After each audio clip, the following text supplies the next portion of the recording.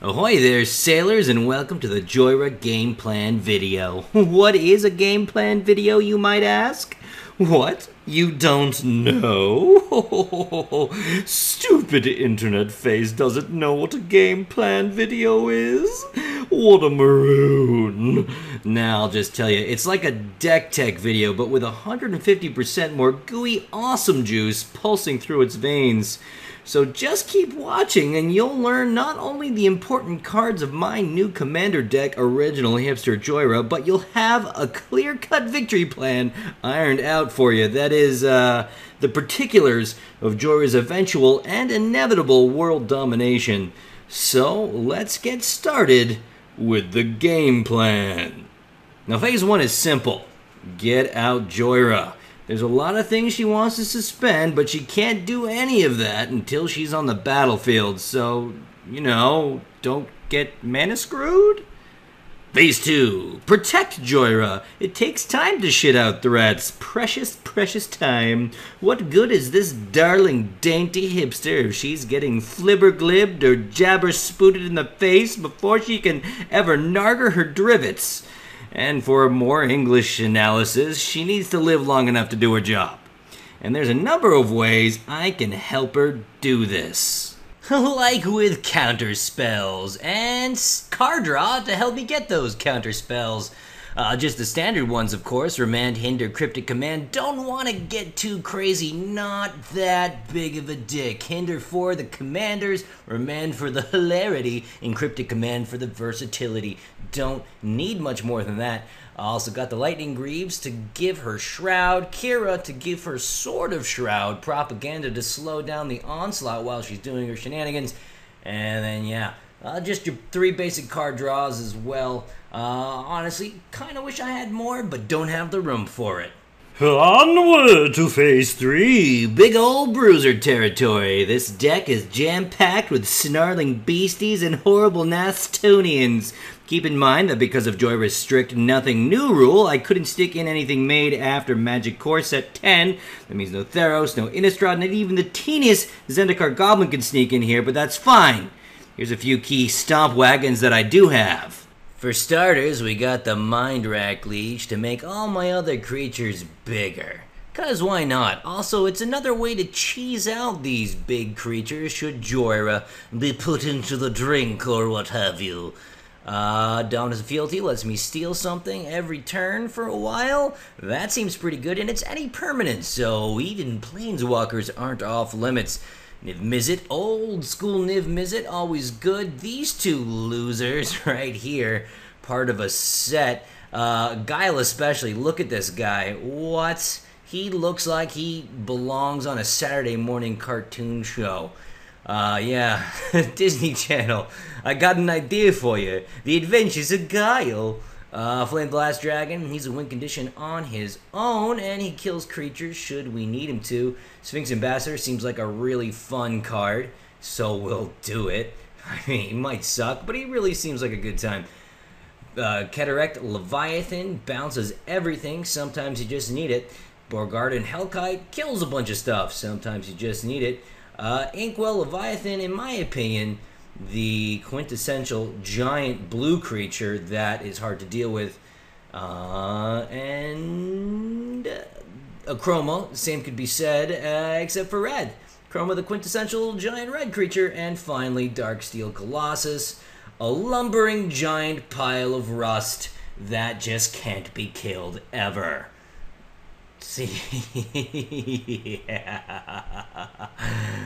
That'll be awesome. And if you think 4 turns to victory is too slow, well, chill out, Billy, I've got you covered. One of the sacred vows I made to thee way back in the days of yore was that Original Hipster Jhoira would have suspend shenanigans. Just paying 2 manlies and sending things into the aether does not qualify as shenanigans, oh no, but these cards do. For starters, we have Clock Spinning. Clock Spinning comes back to me forever. Relevant against my opponent's stuff too. Anything that gets counters, I could take them away, or add if I'm a retard, but definitely take them away. Fury Charm, take away 2 counters. In a pinch, also destroys an artifact, and that could be useful. And I don't think we'll ever use its middle ability, but you never know. Time Crafting, essentially, whatever I send up with Jhoira, I get it that turn, right there. As long as I have an extra 4 mana. Paradox Haze, taking away double counters. This was pretty sweet back when it was in Standard, and it's even sweeter here. Then I got a way to gotta take a couple more turns. Savor the Moment is a cheap way to do it. Cheap way to trigger my upkeep and take away another counter. Even if I never untap anything, it's still fine. Time Stretch, taking 2 turns. That could win the game right there with stuff up in the stratosphere, thanks to Jhoira. Rift Elemental, take stuff away and have a little baby creature. Honestly, I'll probably never attack with it. It's just used for his second ability, but it is a great second ability in this deck. Joy's Time Bug, not as good as the Rift Elemental, but in a pinch, still takes a counter or 2 off and gets me all the closer to the big, giant, fat faces coming down to eat lots of yum opponents. And then finally, Aeon Chronicler. We want to send this guy up late game if possible and draw an extra card a turn. And then when he comes down, he's huge. I wouldn't quite put him in the beater category, though, because he really exists to get me lots of cards. And well, I suppose that brings us to phase 4. Victory! Fatties crush opponent. I asked Jhoira to the prom, she turns me down for being too mainstream and calls me a poser. Everybody wins. But wait, you say? Plastic Cactus, nothing is ever that simple in the mysterious world of magical cards. Oh yeah, says I. Well, you can go fuck a bucket of slime, because I got me a contingency plan. Let's say the worst happens. Let's say Jhoira is spun into myth or unhallowed burial so hard that I never see that SE symmetrical hair bob ever again. What do? Well, I have to control the board as best I can, and I do that with removal. Removal can be counters, removal can be bounces, removal can be removal. And I have your standard array. A few worth mentioning, I suppose. Now, we already went over the counters, but that doesn't mean we can't go over the bounces. Got 3 pretty great ones. Repeal, Into the Royal, Jilt, which also deals 2 damage to another target creature if I so needed to, and then the big one. Get everything back in their hands. There are several better bounces, I know, but they're all released recently, and Jhoira has that strict rule, she just won't allow it. So this is what I have to work with. Don't have a lot of room in the deck for a lot of single target removal, but Electrolyze drives me a card, so I had to include it. And then I've got the 2 board wipes in Earthquake and Starstorm.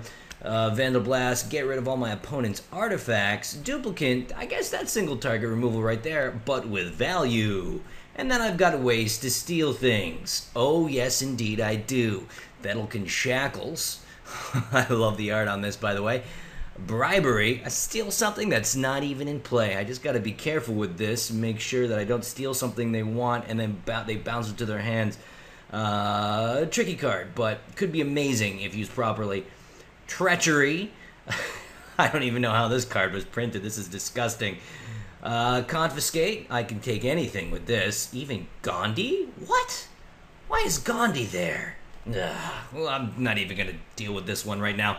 And Blatant Thievery, another thing that lets me take control of anything, and it's a permanent everything. It's not like Confiscate, which can be removed.